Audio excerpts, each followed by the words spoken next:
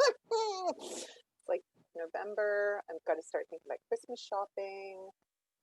It's crazy. Hello, everybody. As you're streaming in, feel free to say hello. Oh, look at all these familiar names. I love it. Hi, Sandra Parker. How are you doing? Great to see you all. We're going to get going soon. I'm just going to give it a minute. Amy and I were just talking about the weather and how fantastic it is. So hopefully you're all having an opportunity to get out there and get some vitamin D. It is beautiful. I've been really enjoying walking my dog lately. Usually I don't enjoy walking her so much because she's like really terrible on the leash, but this weather has been so great, and she's actually, I think maybe she's got, there's a thing with dogs. It's like when they hit 7 or something, they go from being really puppyish to suddenly being like old people, and that's the stage my dog's at right now. So it's actually, I'm kind of enjoying it because she's much better walking than she used to be. All right.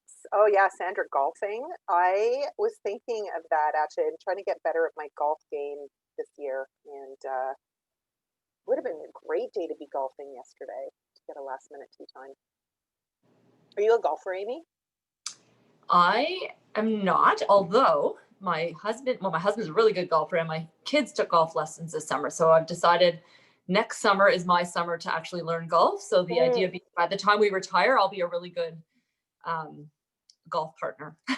That's my goal too. Well, actually, I made my husband golf this year. He's not a golfer, so I'm like maybe 2 seasons ahead of him. But and you know what's so annoying? We golf with his aunt and uncle, and all of you on the call that are like pseudo golfers like me, you will appreciate this. So I've been out quite a few times. I got my own clubs and everything. He borrowed his uncle's clubs. My husband was a natural. So annoying. That's great. So annoying. I was terrible. I had like we only played 9 because it was his first time playing in like 20 years. And so we only played 9. I did not have a decent shot until that 9th hole. What? Oh, meanwhile, he's getting up there and he's swinging. And, right. Beginner's luck. Well, yeah. Well, you know what? Thank God it happened because it could have been a disaster. Yeah.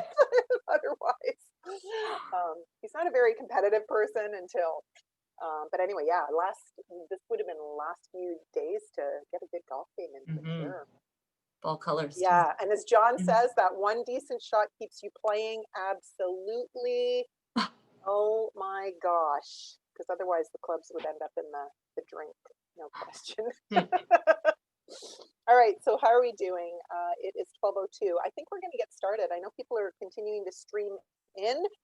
Probably grabbing their lunch, microwaving their lunch. I grabbed a bunch of bar snacks. So I'm really modeling healthy eating here today for all of you. I've been realizing with this working from home pandemic, I've got to stop buying carbs because they're way too easy to grab when you're in between things, and instead get all my vegetables cut up. So if anybody's got any strategies on that you can share with me, because I'm starting to feel like the COVID-19 pounds is real. It's becoming very dangerously close for me. Anyway, thrilled to have you here today. And we are here with my friend, Amy Laski. And so I'm going to introduce Amy in a minute, but just to kind of give you some tips, we're here to talk about from surviving to thriving. That's the goal in terms of getting through this. And I've sent Amy some kind of questions in advance, but as all of you know, we're going to be keeping the lines muted just to kind of watch out for background noise. I know some of you are dealing with, kids running around and all of those things that we're dealing with today, working at home in a pandemic, very different from working from home, working at home in a pandemic. I have a little 10-pound dog who always chooses this moment to start barking like crazy. So you may hear her in the background. But use the chat. So we've got Q&A. Shelby's going to be kind of monitoring it as we go along.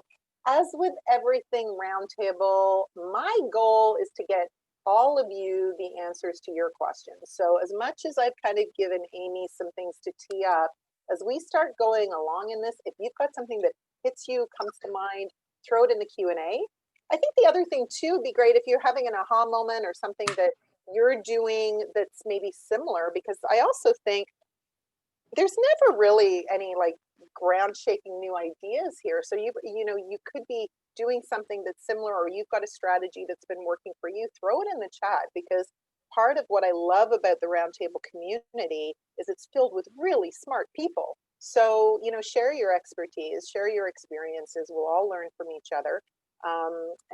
You know, consider Amy and I sitting here to, you know, talking to, you know, just get the conversation going. But I think that's it. So Shelby, we're ready to go. We can get right into it. And here we are. Now I can actually see you. I've now, like, so my thing for all of you, my investment tip is invest with optometrists, because my eyes since the start of COVID have taken the very rapid decline.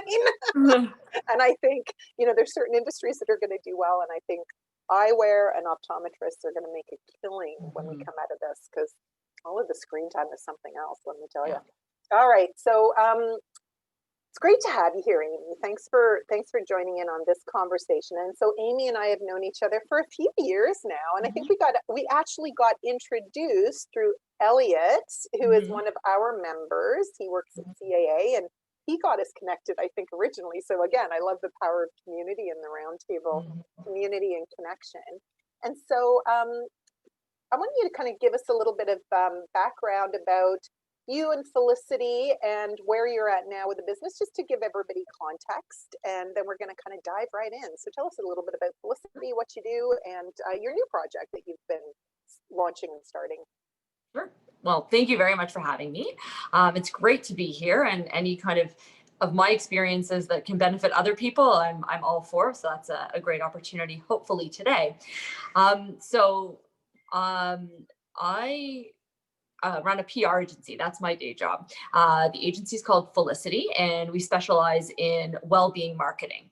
And well-being by a larger definition than you would traditionally think, in terms of, you know, mental well-being, physical well-being. Yes, it has to do with food, nutrition, but also has to do with workplace well-being, environmental well-being, financial well-being. So we look at it from, you know, from a bigger picture point of view, because there are so many factors that lead into well-being and feed that.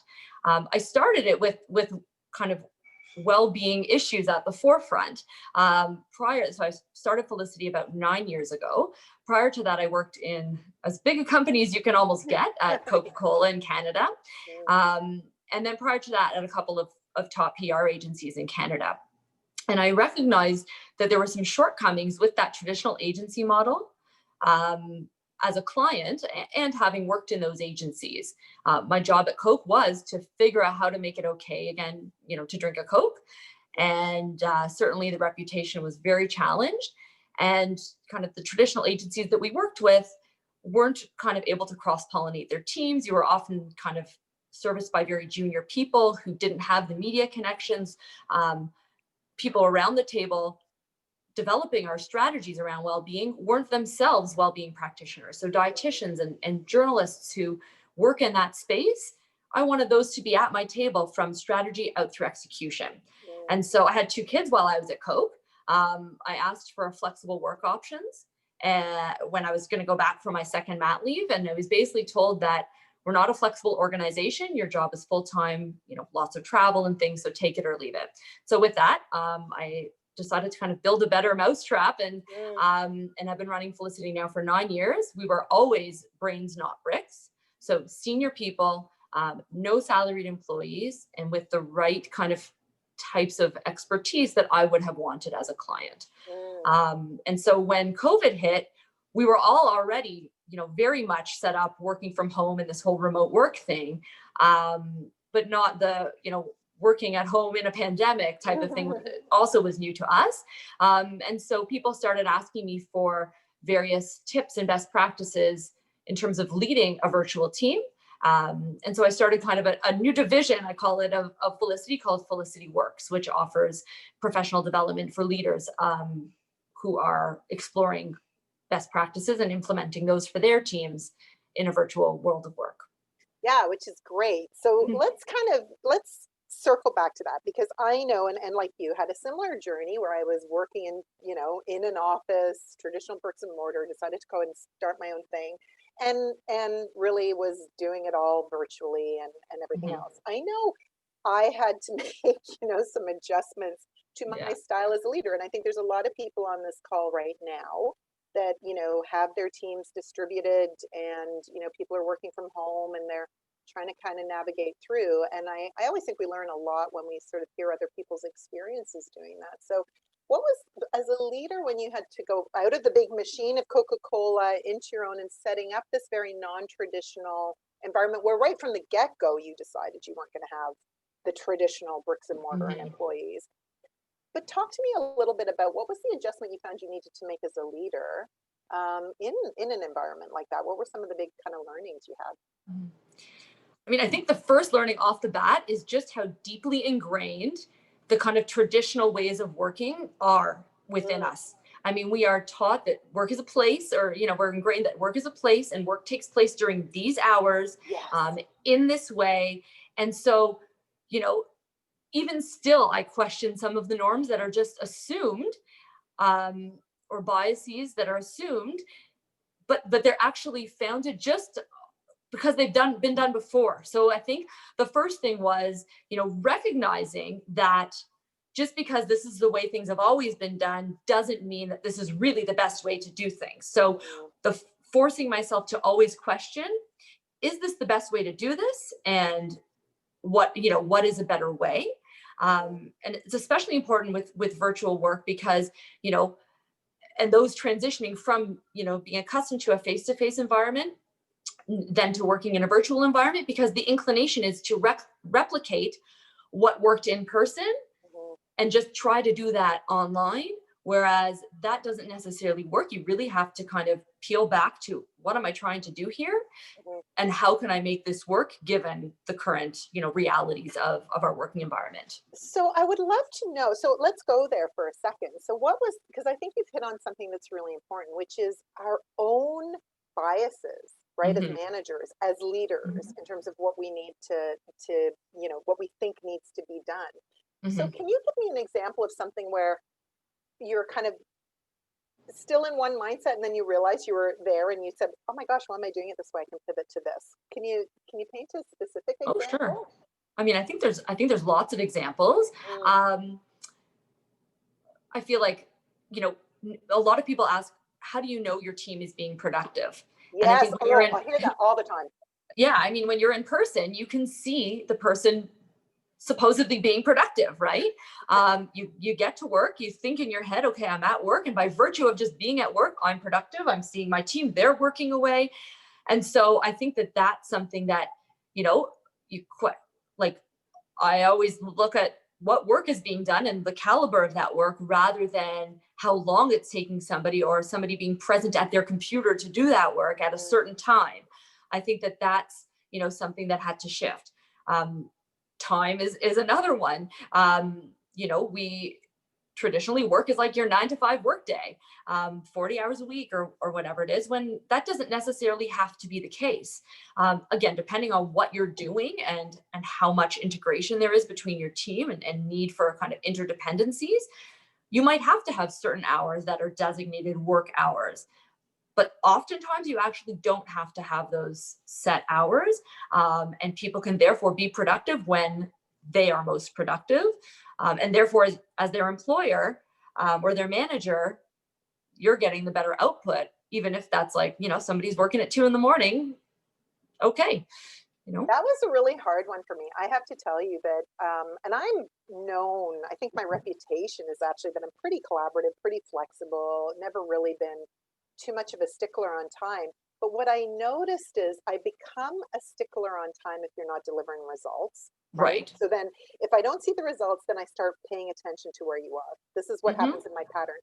But why aren't people delivering results? And then if I take that a step further, it's usually because I wasn't super explicit about the Hmm. results I needed to see. So it all still circles back to me and my own issues as a leader, right? But I think that time thing, what I notice is when you start to, for me anyway, when I catch myself fixating on things like that, Hmm. I know I've got a problem somewhere. Hmm. I wasn't clear enough, or I didn't set my expectations super clearly. Mm-hmm. Can you, relatable, would you say, or you are, or is that something that you never struggle with, being super clear on expectations? Is that an easy part for Oh, you? never. I'm kidding. No, it's something that over time, you learn, like just managing in person, you learn how to communicate with that individual, and what expectations, making clear on expectations and deadlines, and if there is a certain time that work needs to be done at or by, making that really clear. And I think that that's something you almost have to overcompensate for in a virtual work environment, Mm, because it's not as easy as kind of shouting into the next office over. yes. You have to make other ways, and develop other communication norms in order to establish what your expectations are.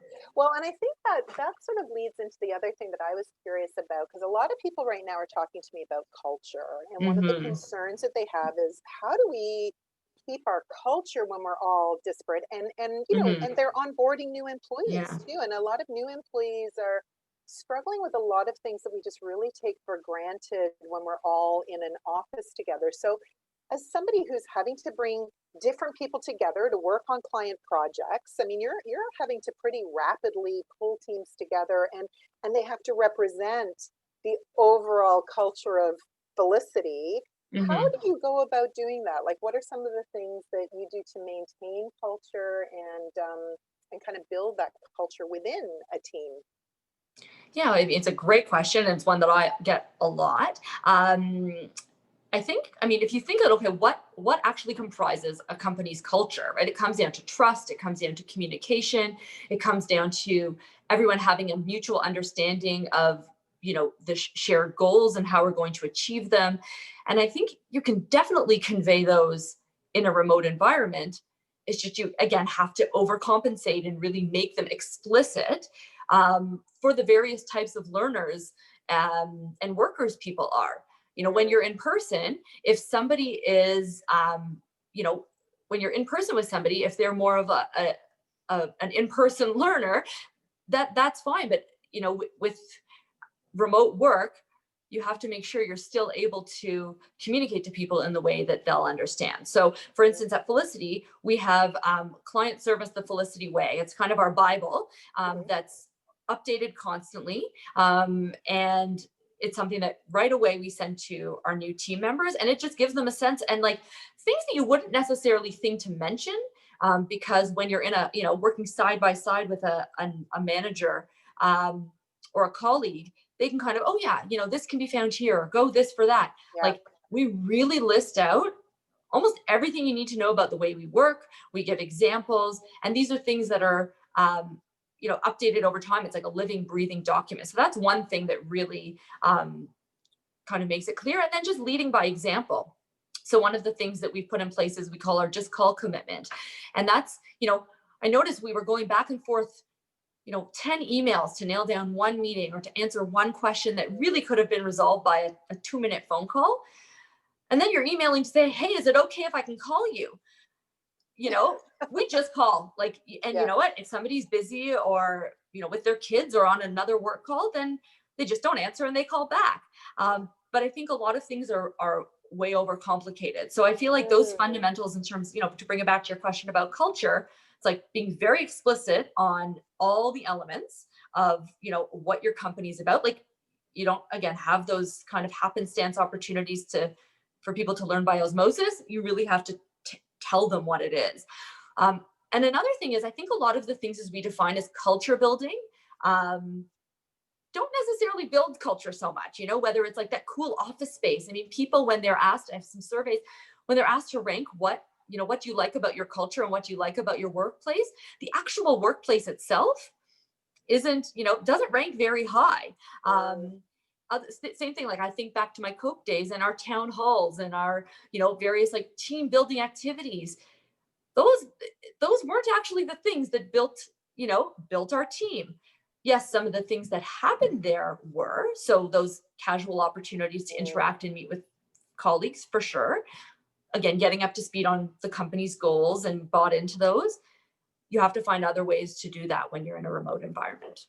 Yeah, I love what you're saying there, because I think what I've been what I've been seeing people default a little bit to is, let's have the Zoom trivia game every Mhm. week and let's have happy hour on Thursdays. And it's funny because I will have people say to me, oh my God, I gotta go to that Yeah. happy hour. So to your point, that is not what builds culture. And Yeah. it was interesting. I was running a session last week with a group, and they need to be more connected. They're feeling really disconnected. And so they started going down this pathway of creating social activities where they all get together, and I could see the energy drop in the Mm. group for it. And the person who was being tasked with charging that said, well, if I do this, everybody has to show up. You have to make a commitment to Yeah. show up. And when you, it goes back to what you said earlier, when you circle it back down to what am I really trying to accomplish here? And so my challenge to them was, forget doing a big social, pick somebody on this team that you don't know very well and go and have a conversation with Yeah. them. Pick up the phone and have a conversation with them. Learn about each other. What's keeping you up at night? How can I support your work? What do you need me to know about how you like to work? Like, go and Mhm. have that conversation, because you're right. Yeah. We are missing, I think. I always find it interesting. There's always a pendulum swing, right? Like where Mhm. people are like, we don't need bricks and mortar. Bricks and mortar is ridiculous too. Everybody needs to be in the office. And the no bricks and mortar really came out of Silicon Valley, and tech, and programmers sitting there, and we can obliterate bricks and mortar. I think the reality is it's not one or the other. And I Mhm. think it's, and we talked about this a little bit with my friend Jody Thompson a few weeks ago, is this idea of rethink what you need a workplace to Mhm. do for you, Yeah. right? Yeah. But Definitely. this whole notion of like, I love this thing about like, yeah, we don't have the opportunity to learn from osmosis anymore. So getting super explicit Mhm. about, when we say customer service here, this is what we mean, right? Like, Mhm. this is what we mean by customer service. Really get Mhm. on the same page around that definition. Yeah. We don't usually go that route, right? Yeah, and it's so true all you're saying, and I think a couple of other things is this very crisis that we are forced to be dealing with together, and having to figure out how to work as a team. That is something that can be very culture building. It's an Yes. opportunity to bond and to figure out how to be rely on each other and to have each other's backs. And I think that's also something that people are shocked by. First, it's a bit of a culture shock for people when they join Felicity. Is we're really transparent about what's going on in our lives. I mean, not radically so, like not in the gory details, Not in the but TMI sense, but enough. yeah, but in the sense of like, I know when my people's days are with childcare. Like I make a point of finding out what's going on, if they do pick up and drop off, like, who needs a meeting right at 9 o'clock if it's going to be so stressful that make it Right. 9:15 so you can have your coffee, sit down and actually have a meeting. Yeah. And on the topic of meetings, again, we're focused like culture. A lot of corporate cultures are very meeting intensive, when Yes. actually being very clear on what is the purpose of that meeting and peeling back, how you do things and how stuff gets done, to remove meetings unless they're absolutely necessary. And I think that's Mhm. part of that questioning the habits that we've gotten so used to, and is there a better way to get our job done really well and to build a really good culture as a result. And I mean, I think you got to look at yourself really hard in the mirror and say, Mhm. how am I contributing to this? Yes. Because what I see, and meetings is a hot topic. So I hear people complain about meetings all the time, Mhm. Yeah. all the time. So fix it, especially Yeah. if you're the manager complaining about a meeting. Yeah. Fix it. And I do think that we get into patterns of behavior that we just keep doing and Yeah. doing and doing and doing. And meetings are one of those things. Maybe that meeting 6 years ago when it was implemented made a ton of sense. Mhm. Maybe it was the greatest thing in sliced bread and it gave value. But I Yeah. find a lot of meetings have cycles to them. Like, I think one of the things I do on a regular with our team is pause with our meetings and go, is this meeting still serving what we need to Mhm. serve? Do we need different meetings right now? Yeah. What's the pace? What's the Great. cadence? What's the purpose? Mhm. And come up with it together. But it feels like often we get an autopilot. And then the other thing I think about is it becomes a default mechanism to keep people, quote unquote, in the loop, right? And so Yeah. meetings just become like regurgitations of stuff you could have read in a 2-minute email, Mhm. Yeah, right? 100%. So Yeah. like, and that to me sort of flips into the other topic that I'm hearing a lot about, which is this topic of engagement, because I think Mhm. there's nothing more demotivating than wasting time in Oh, meetings. yeah. But when you're seeing in the clients that you're working with and your own experience in terms of building engagement with kind of a remote team, um, I I'm curious, like, how do you keep engagement up? Because I would imagine, like, Felicity, I know certainly in a services business, all of my friends that are running services businesses or clients that were in services businesses, I mean, this pandemic has been a roller coaster of emotion. And I think as a leader, helping your team through that and keeping engagement high, I do think the pandemic has added just a layer that's sitting on all of us. We were sort of talking that in the pre-call, right? So how do you keep engagement with your group and also for yourself, because I think we often don't talk about that. Like, how do you kind of keep your mojo going when there's a lot of uncertainty or a lot of pressure or a lot of, things that are raining down on you as a leader? Yeah. I mean, it's a really tough question. I mean, like, I thought of, okay, what is engagement really? Like, are you engaged with your work? Are you excited to do the work that you're doing? And are you engaged with the others, and enjoying working with each others to do it? I mean, that's a question, again, you can be asking whether you're working remotely or not. I feel there's a lot of forces against us, because there's so much on our plates outside of work. So I think, just adjusting our expectations. So is this going to be your most motivated, hit it out of the park season of your career? Potentially not, but give yourself permission that this is a global pandemic we're going through, and kind of you have to adjust your expectations of what's actually happening here. This might not be, if your team, if your company does engagement surveys and things like that, this might not be the most engaged time. Or just so in adjusting, I guess, the levels of expectations on engagement, and also what engagement looks like. So, I mean, you and I were chatting before about, our annual team retreats and things. So our team retreat is coming up. We usually do it in the fall, and usually we do something that's like a team building activity, and then we do some, strategic planning and thinking around what we want the coming year to look like. In engaging with my team members on a one-on-one basis, I realized, what people really are craving right now, and like hearing what they had to say, is just an opportunity to vent in a safe space and to be with others who understand. And also to have their questions about COVID-19 answered from an expert. And so, and not to do it over a long amount of time. And so we're having like our retreat in 2 sessions. One is we call facilitated venting, with somebody who's facilitating it. And then the other is with an epidemiologist that we've brought in to answer those questions. And I figure, yes, while our, strategic planning agenda may not be completely fulfilled, we'll be minimizing and really focusing it. My hope is that people's engagement with our company and the work we do will actually pay dividends over the longer term. And I've shifted my focus with a longer view to the return on what the investment is right now, and those expectations. So yeah, I mean, oh my gosh, there's so much in there, in terms of what you just said. I love this idea of adjusting your expectations, and I know, listening in right now, and I'm not going to call out any names because I could call out every name that's on this call right now, is that there's a lot of type A personality, high achievers. Right? I know, like, we're both reformed, right? And I would say it's a battle to reform. I kind of want to pause on that point for just a minute, because you can say, hey, lower your expectations and, like, reframe what success looks like. Personally, I find that very difficult to do, because I know one of my personal drives is winning.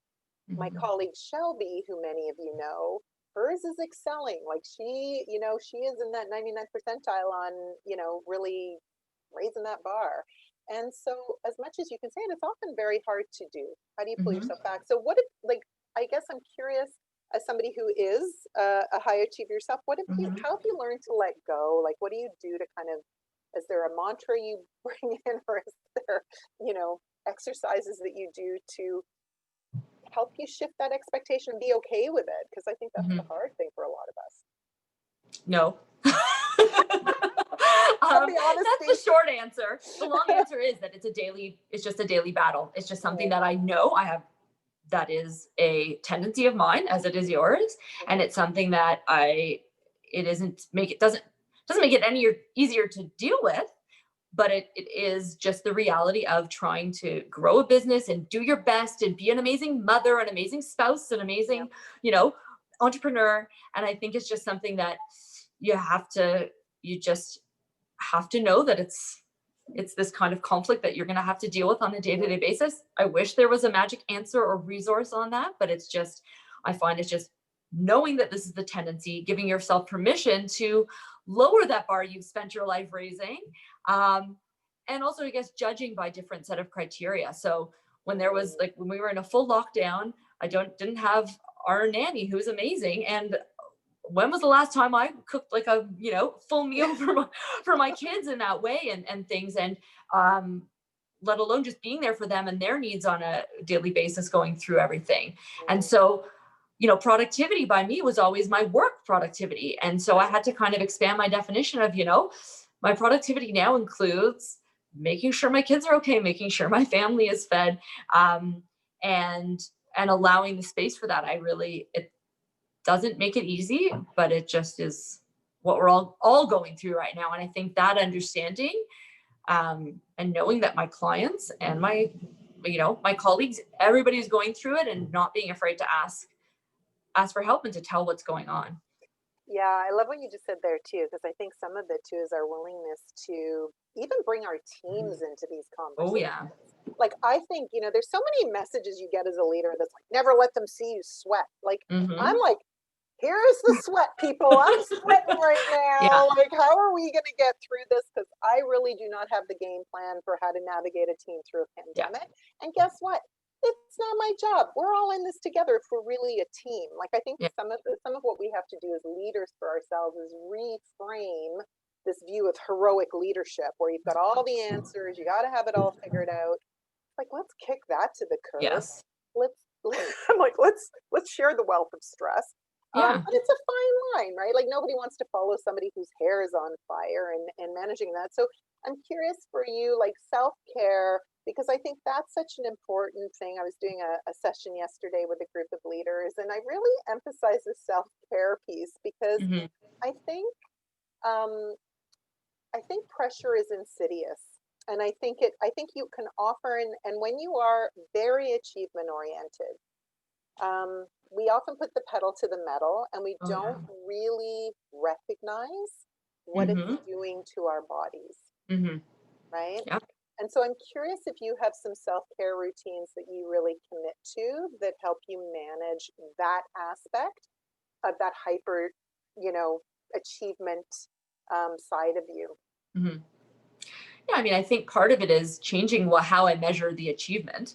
So, and that's where kind of the measuring by task and not by time spent is a thing. Like, defining your workday as I have worked, from 9 till 5 as an achievement.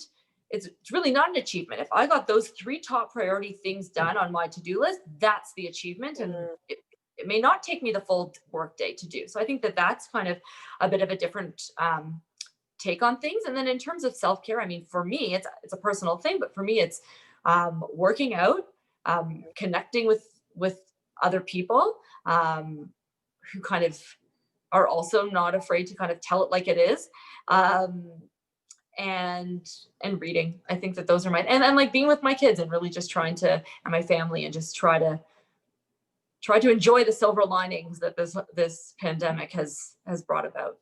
Yeah, and what everybody on the call, I mean, those are such simple things, right? That you're doing. So I'd love, like, those of you who are listening, what are some of your self-care things that you've been doing? Throw them in the chat for everybody, because I think we underestimate the importance of that. Because what I notice is when we're under a lot of pressure and we're working really hard, and this certainly happened to me at the start of the pandemic, is that those are the things that go away. You stop exercising, you're not connecting with people in the same way, and from an energy perspective, you're in survival mode. Like, you are just trying to survive, and the slippery slope from survival is right into burnout. And I think what's happened to a lot of folks over the last little bit is that because we're in a pandemic, and there's this sort of view that, well, I can't go anywhere, so what's the point in taking vacation? right? A lot of people have been deferring time off. They've just kept working. They've kept their heads down. Some of our clients are super busy. I mean, they've literally had no breathing space. And so I think this idea of knowing that those are important things to keep you healthy and then being super intentional. It's like the Cubby big rocks, right? Isn't it? It's like, Oh yeah. get your big rocks in, because the slippery slope to having a crash and burn and hitting the wall and getting really sick, it can Hmm. happen really fast, I know. right? And especially on a day-to-day basis, there was rhythms of the day that were kind of built into our days when we had commutes and Mhm. you had the cues of colleagues coming in and out of the office. Okay, it's time to leave. Different things like that. I think those things, in the absence of those things, again, that we were used to out of habit, you have to kind of build in your own bookends and your own structures in order to ensure that um, you have that just time. So Mhm. time to think or time to work out or whatever it is you're going to do. Um, those things just don't happen. You don't have those natural transition times when Mhm. your office is your bedroom and and your kitchen and whatever it is that it is. Um, so building in those transitions and time for flow thinking, um, Yeah. which is important as a leader. Yeah, I mean, this transition ritual, we had another speaker on that has written a book or a journal called Calm the Chaos, which is all about Mm. helping that. She talked about transition rituals, and then I was watching another friend of mine who was doing some research on this, sort of this Oh yeah. bookending of the day.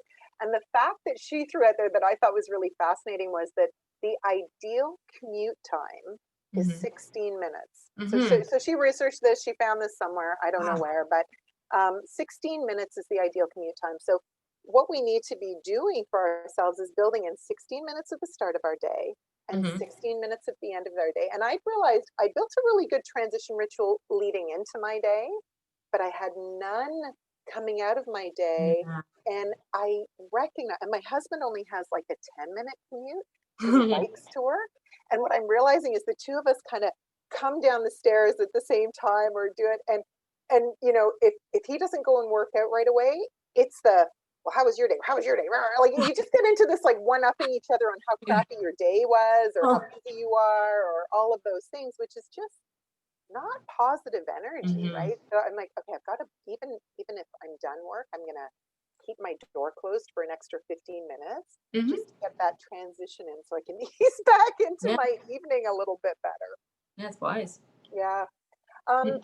So we talked a little bit earlier about kind of when you've got teams that are out and about and working differently, this idea of communication and expectations and making sure that they're really clear so that you're Mhm. not having to check in and monitor like these companies that are installing software on their Mhm. employees' Oh. machines. Can you even imagine? Anyway, hopefully nobody on this call is doing that. Uh-huh. Stop doing that if you are. Um, but let's talk about, that productivity and, yeah, like go a little bit more into that whole conversation. Because what I'm noticing is that people are sitting at their desk for a lot longer. So just to this Mhm. transition conversation, there, and I hear executive teams going, "Well, this has actually been really great for us. Productivity numbers haven't dropped." And but meanwhile, I'm seeing people that are super exhausted, Mhm. Yeah. and we know that sitting is terrible and terrible for us. So what do you do for yourself, and what do you do with members of your team when you're in really busy periods to make sure that you know they're not physically suffering and that they're not prone to burnout, this burnout that we've been talking about? Mhm. Yeah, I mean, it's definitely one of those challenges of working from home, and I learned that early on, right after starting Felicity. I mean, there's that, it's called Parkinson's law, which is like the idea that work expands to fill all available time, and when you have all sorts of available time, as many of us did and do, um, the tendency is to expand into that. You feel like Absolutely. you're doing something. It's like when you're answering emails quickly, and so you have inbox zero or whatever, whatever makes you feel productive. That doesn't necessarily, you might be doing something, but it's not necessarily productive work. And so yeah, that's definitely something that is a very big danger of working from home. And yeah, as I said earlier, in my days of starting Felicity, I remember that was just something that I was exhausted. I was waking up early in the morning to get work done, and then getting work done after my kids went to bed. And I realized, this has to stop. And without any downtime, I was actually not being as productive in the time that I was supposed to be working. So again, it just isn't, I wish there was a silver bullet. There's not, from my experience. But it's just being really intentional with blocking time off in your calendar, putting the big rocks in first, and making sure you're making time for those things. So that you can be productive. Well, and the other thing, and I think the other thing too, which I want to circle back to, is where we started the conversation, was these norms we have around 9 to 5. Like, we're very fixed on 9 to 5. And I know I catch myself doing it all the time. So the other day it was 3 o'clock, it was sunny out. I've been at my desk since 8, and back to back. And then 3 o'clock, I still had like a huge to-do list. I mean, we all have huge to-do lists. Like, you're never done. You're never going to be done. Yes. And I could have puttered around, cleaning up my in baskets, kind of doing this, that, and the other, but my energy to actually do real thinking work just wasn't there. And I thought to myself, Glain, for goodness sake, you own this flipping company. Nobody's going to ask you why you're taking your dog for a walk at 3 p.m. What the heck? But I notice it's so ingrained in us. And so just giving ourselves permission to go, okay, maybe it's 11 in the morning and you want to go for a walk, or you want to go down to the coffee shop and pick up a coffee and then come back to your office, or just go sit in your backyard and read a couple of chapters of a book. Because to your point, work will always be, and it'll be filling up every crack and crevice, but we might actually be more effective and more efficient. And in fact, we will be. We will, yeah. If we give ourselves permission to replenish. But it's like we have such a hard time, making rejuvenation a critical activity, because it feels like we're being lazy or something. So that's my thing. Like, that's the judgment I put on myself, is I'm not really being productive. Yeah. And I think, even if you didn't own the company, I think that my utopian view of like what I hope the world of work evolves to is this idea that, workers, whether you own the company or not, you own your time. Yeah. Unless there's a specific time, you have to be a specific place to do a specific job. This idea that people work best when they have as much discretion as is possible over, how and when they're doing their work. So, yeah, I think so too. I do think a lot of it is self-inflicted. Like, I think we create these standards for ourselves, and we put judgment on ourself, and we compare ourselves to other people. And there's something about, well, I'm paying you for 9 to 5. Like, even that language, right, that we'll use. We have to get over that. Yeah. And I think as leaders, to encourage an environment that allows our people to get over that. Yeah. Right? We can't be doing things like, hey, I called you at 3 o'clock and you weren't at your desk. Where were you? Yeah. Right? Like, that's the kind of stuff that also has to stop. Right? Yeah. We have to start to change, the language. So everybody who's listening, feel free to, be throwing questions in. If you've got specific questions for Amy, now's the time to do it, as we're sort of coming up towards the back half, or the back third of the session. So if you've got some specific things you want to dig into, or want to hear more about, more examples, now would be a good time to get it. When you think about the effectiveness of your team and the members of your team, we talked about communication earlier, but is there any other linchpin behavior that you think is really critical for people when you're working and you don't have a lot of face time with each other, that you need to amp up in terms of helping build a good team? I mean, I do think that it's opportunities for connection. A lot of people say, well, we don't have the water cooler anymore, so there's not these casual moments to learn about people. I think we just have to be really intentional about, learning about people and hearing, again, there's that societal tendency to just keep work separate from your life and life separate from your work. Whereas I think you can really be the best worker and be the best leader if, you yourself allow for that integration and encourage that in in your team. So I think the linchpin behavior is probably transparency and again, being intentional about those opportunities to connect with your team, whether it's picking up a call. I mean, there's many different solutions and resources, and to either replicate those water cooler moments or give those opportunities for kind of more free engagement with one another. Whether it's be kind of Slack channels about interests on outside of work, dog owners of XYZ company or parents of whatever within a certain company, kind of to build community outside of your community. Sorry, within your work community, but outside of like the actual work task. Yeah. I think there's lots of kind of, I'm happy to answer any, direct questions or specific. I know of a whole bunch of different kind of resources or tech solutions or, well, that's actually a question that came in from, that's a question that came in from Aaron, which is that there's specific software that you find helpful in maintaining communication for people. Yeah. I mean, I think Slack. It's a great question. We've tried out Slack. And what works for one company won't necessarily be what works for another company. So I'll tell you what works with my company is we use the Google like G Suite for small business. Everything is done on Google so that we can collaborate real time in our documents or decks and things like that. In terms of like a water cooler, we have what we call our water cooler. It's a private Facebook group. That actually was something that we've tried, all different things, but that just seems to be kind of what works for sharing casual and informal things.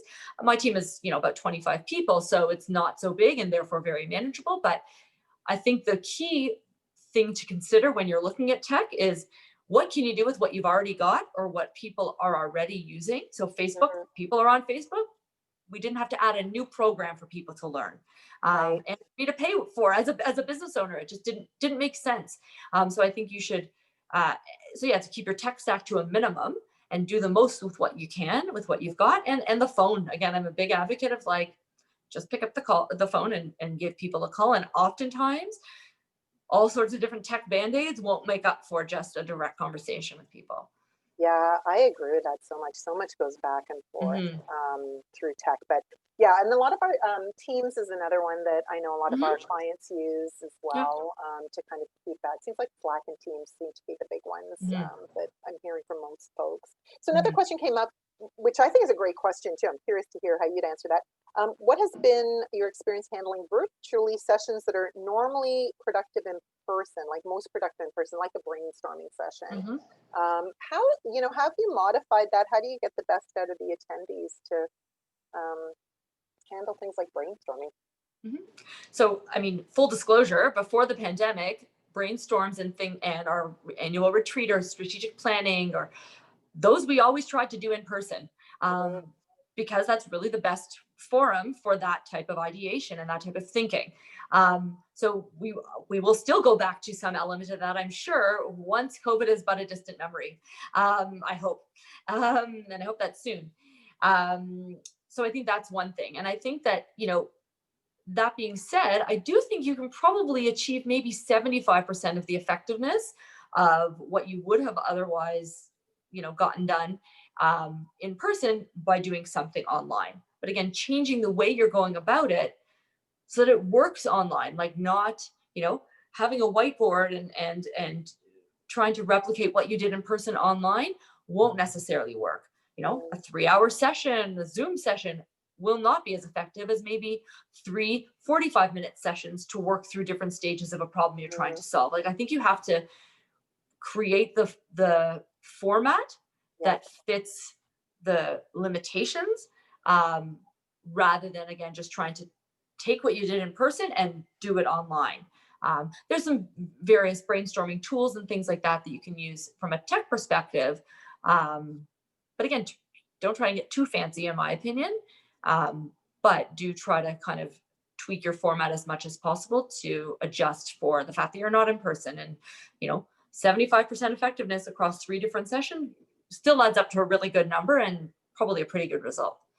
Yeah, I sort of agree. I mean, like we had to obviously flip all of our stuff to virtual and team coaching in particular is one where you do a lot of work in smaller discussion pods and things like that. And I think you know, Zoom is certainly a platform that we use the most because it's got that breakout capability. It's got whiteboarding. It's got annotating features. You can make it feel a little bit more like it. But I will say, and I've polled a lot of my colleagues that do all this kind of work, and there's lots of tech things, but the thing that all of us are noticing is missing and I don't know the way around it, so I'm not going to give any of you any big solutions on this, is that it's the conversations that happen on the way to the washroom after you've done a session. That's what we're missing. We're missing that space. So if I think of anything, if I think of anything that adds, it's to create more white space for reflection within your sessions. And so to your point too, I think shorter sessions, more, you know, chunk it out a bit more, do it more in that way, but also cultivate space for people to think and reflect and talk things through a little bit, because that's the stuff that is harder to replicate online, isn't it? Right? Definitely. So that was a great question, though, and I know a lot of us are that are having to facilitate meetings and facilitate things like that. I know in my world, it's you've really got to think through how to do it, and then leverage the technology you can leverage. You know, it's kind of, you know, polls and things like that can make it more interactive, more dynamic, can be helpful, right? Yeah, and just recognizing the limitations. Like, really, one of the big and energizing things about being in a room all together is that, you know, you do get people talking and jumping in with one another, and or that's, you know, having that chat about that great idea with the person next to you. And when you can only talk one person at a time on Zoom and then the screen flashes and things like that, that is just a limitation of the technology. And so, you know, you have to put the structures in place if you want to have one-on-one conversations and the, you know, learn about what's going on in people's lives and things like that. You have to do that in other ways. So I'm curious, as we wrap up, I've got one last question for you, which is, you know, as you think about, you know, what you've learned since we started going into this pandemic to where you are now, and as you think ahead, you know, everybody's optimistic about a vaccine sooner rather than later, but, you know, if we're going to be in this for another 12 months, 18 months, who knows, right?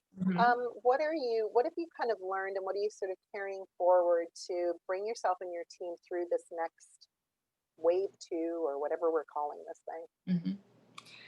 I mean, I think it comes down to whether it's online or in-person leadership. I think it comes down to, like, at our core, we're all just human, and just recognizing that. I mean, having compassion and understanding of your own situation, and again, that the bar, and constantly the idea of raising it and just, like, kind of tempering that inclination in myself, and understanding your team at a human level, and what they're going through, and then that kind of goes hand in hand with being productive and getting the most work done. When you know what's going on in your team's lives, you guys can be there for each other, and, you know, adjust the workload accordingly, and the workflows, and things like that. I feel like that's, I think, what makes a good leader, in person or virtually, stays the same. Just might be how we do it is a little bit more different and more intentional. Yeah, I do think this amping up of our EQ muscle is really, as I listen to you, that's what comes up for me. And I think for some of us, we're really amped up on the results muscle. And so we do have to be really intentional. Leadership is about being intentional. Leadership is about situation, like the situation we're in. And I do think right now in COVID, there's many layers to this, and some days your team members are going to be having a great day, and other days they're going to hit the wall. And I think the challenge for us as leaders is to adjust our approach accordingly, and recognize that there's probably a lot more going on back there because of this layer that people are dealing with, right? And and then making sure that we're, you know, taking care of ourselves through it too, that we're not ignoring our own needs, and making sure that we don't kind of keep our head down and plow through, but reset expectations for ourselves, treat ourselves with compassion if we don't get to the, you know, the end game that maybe we thought we would get to. I'm not a big, I struggle with that because I always feel like, well, am I making excuses as to why I didn't hit that target? But I think that's where there's an opportunity to reset and say, what's fact and what's fiction? Like what were the facts about the situation you're up against? And Yeah. then what's the story you're telling yourself, and what part of that story is true, and what's really, you do need to let it go. Yeah. Well, And I Amy, mean, thank you so much for being with us welcome. today. It's been great. So we're Thank you. going to just wrap it up and let everybody know what's coming next in terms of us and what's going on. So for those of you that don't know much about the Roundtable, we're a coaching company. We specialize in group coaching, group mentoring, and team coaching. So if you want to talk to us about how we can help you, please do reach out. Doing a lot of team coaching these days. In terms of our Roundtable for Leaders session, we still have one seat left in that. It's on a tight timeline. It's launching next week.